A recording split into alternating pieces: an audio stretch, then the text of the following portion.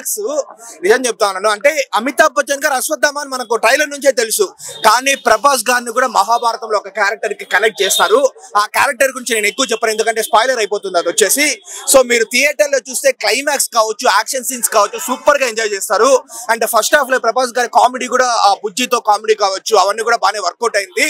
Overall గా ఏంటంటే ఇప్పుడు మన చరిత్ర మైథాలజీ అనే దానికంటే మన హిస్టరీ, మన చరిత్ర అయిన మహాభారతాన్ని కావచ్చు, మహాభారతాన్ని సైన్స్ ఫిక్షన్ ఎలిమెంట్స్ ని, మన ఫ్యూచరిస్టిక్ టెక్నాలజీస్ ని మూడింటిని కలిపి తీసినారు.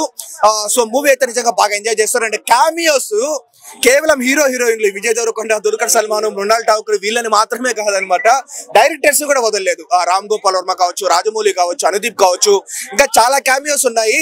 ఓవరాల్ గా ఒకటే చెప్తాను బ్రో, ఫస్ట్ హాఫ్ లో చిన్న అక్కడక్కడ స్లో పేస్ నరేషన్ ఉంటుంది. డెఫినెట్లీ ఇంకొంచెం బెటర్ గా పెట్టిండొచ్చు కదా, మనకు మైల్డ్ గా బోర్ కొట్టే సీన్స్ ఉంటాయి కానీ ఓవరాల్ గా సెకండ్ హాఫ్ ఎక్సలెంట్ గా ఉంటుంది. మనకు మూవీ బయటకు వచ్చేసరికి మనకు మూవీ కూడా చాలా బాగుంటుంది అనిపిస్తుంది.